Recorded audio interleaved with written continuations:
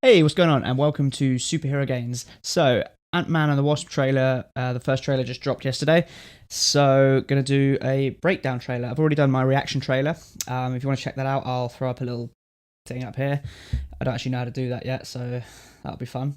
But yeah, so let's get into this breakdown. So, it's not going to be one of those 10 things you missed or top 5 Easter eggs, because, I mean, let's be honest, that's all just clickbait, really, because if I did that, they would have only been things you missed if you didn't watch the fucking video. Like, all those things that say that, they're usually just pointing out things that were right in front of you in the video. Yeah, little rant. Sorry. Let's get on with this one. Right, so, right from the beginning. Okay, nice little overview shot of, I think it's San Francisco. I think that's where Antman was set. I'm not from America, as you can probably tell, so I don't know my geological landmarks very well. I just have one question. When Cap needed help. Okay, so we got the typical Marvel reminding you that this is set in the MCU, just in case you weren't aware. Asked you, would you have come? I guess we'll never know. But if you had, you'd have never been caught. Cool, so this looks like it's just after he's been reunited with them, with Hope and Hank Pym probably as well. So obviously he got broken out by Captain America, or it was implied by that at the end of Civil War. So not sure what's actually happened between then and there. I'm sure the film will explain it a bit more. It's a pretty good title sequence there. I do some dumb things, and the people I love the most, they pay the price. Right, so he's under house arrest. So whether that means that might mean that he's, he obviously got out of that prison. They know he's out of the prison because, I mean, that was FBI there, and they are just letting him stay out of that prison as long as he's under house arrest, which I guess that might make sense, but I would have assumed that they would have just sent him back to the raft. Okay, so a lot of armed forces there, pointing guns at Hope and Hank Pym. This bit was really cool. So I'm guessing this could be the new Pym Tech building, and yeah, so Hank Pym can just shrink it down and transport it around, just like he did with the tank in the first film. Side note here, like, I always question this, and I know a lot of people are pointing this out, like, just because you decrease something's size, like the space between the atoms, which I think that's the way they described the technology, it doesn't change the weight. So, I mean, realistically, that should still weigh as much as a building. But anyway, it's lucky the pigeons didn't get shrunk there as well. We're still running. Right, so here they're still on the run, and it looks like Scott's still in his dressing gown. So whether he's been, they picked him up suddenly and they've had to just start moving, we don't know yet. But yeah, it looks like they can just Hank can just pick that building up and just take it wherever he wants, wherever they need to go. So yeah, I'm sure we'll find out who they're actually running from. Let's go. Right, so some weird rocket there. I'm not sure what that is, but.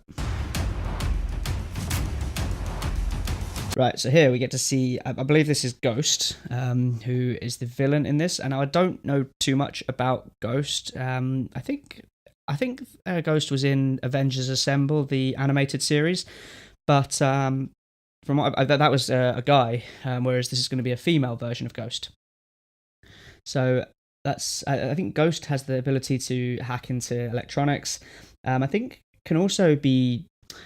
Can phase through things as well to some extent, so similar to what Vision can do. Right, so first look at Goliath, or Bill Foster. And fun little side note here, even though Ant-Man became Giant Man in Civil War, the film, in the Civil War comic, it was actually, I think Hank Pym was, or Ant-Man was in the comic, but yeah, no, he was on Captain America's side, or the anti-registration. But Goliath, Bill Foster, had a large part in the Civil War comic, and he actually got killed by, I think it was like a cyborg version of Thor, which, if you haven't read the comics, that's going to make no sense whatsoever. But yeah, so he was in Civil War, but obviously they're introducing him in this film, so it'd be interesting to see if he gets his full suit in this one and actually becomes Goliath, or if he's just If they're going to save that for the third Ant-Man film, perhaps. Right, so he's riding on the ants as usual. Oh, so some people chasing them here.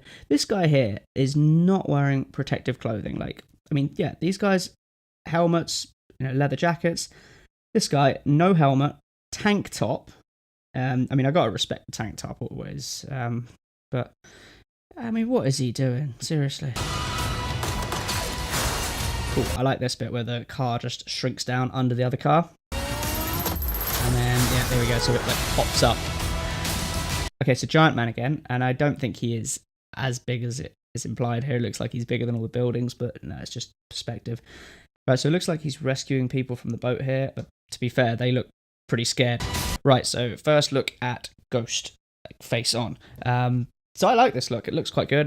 They've kind of made the suit look like it's that top part looks like the hood.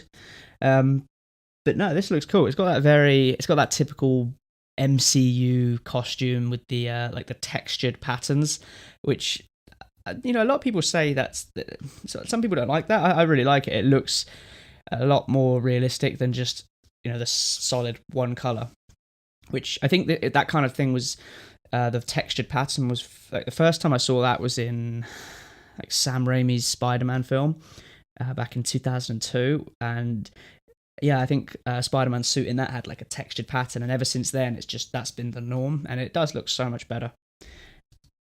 It looks like a Hot Wheels car. That's definitely a Hot Wheels car. Oh, this is cool. So he's got like a little retractable hood thing, like kind of like what Iron Man has. And right, so there's some little ship here. Right, they might be the same rockets that we saw. Let me just check. Right, so yeah, it looks like they are the same rockets that was in that brief little scene earlier. Yeah, so that's definitely the same one. Right, so that's what that rocket is. It's some sort of ship they're going to use to shrink. And right, these are the tardigrades, water bears. I'll put it up on the screen what they actually are. But yeah, we briefly saw one of these in the first Ant-Man film when he was shrinking into the quantum realm. Not actually when he was in the quantum realm, like as he was getting down to it, like he was going past cells, atoms, and getting smaller and smaller. So these were one of the first things that we saw, and I think in real life they're very small organisms that can survive in ridiculous environments, even in space or something. But no, this could be like before they're shrinking down to the quantum realm, because I mean, from what I've heard, they're going to try and rescue the original Wasp, Janet Van Dyne, I think that was her name, who is played by Michelle Pfeiffer. Maybe you just need someone watching your back. Oh, so it's good that his family's back in this one. I really liked his daughter in the last one. She was like a lot of the time, kid actors in these, they're not always that great, but no, she was actually really good and quite funny as well. Alright, so we get to see some of Wasp's fighting skills.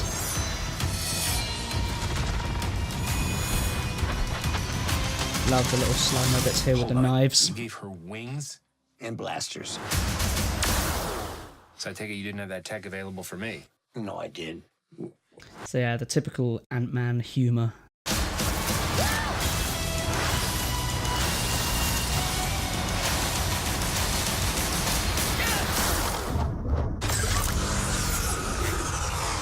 Right, so this is just like the Thomas the Tank Engine one in the first film, where they enlarged that, and yeah, they've done it with a Hello Kitty Pez dispenser, which is absolutely brilliant.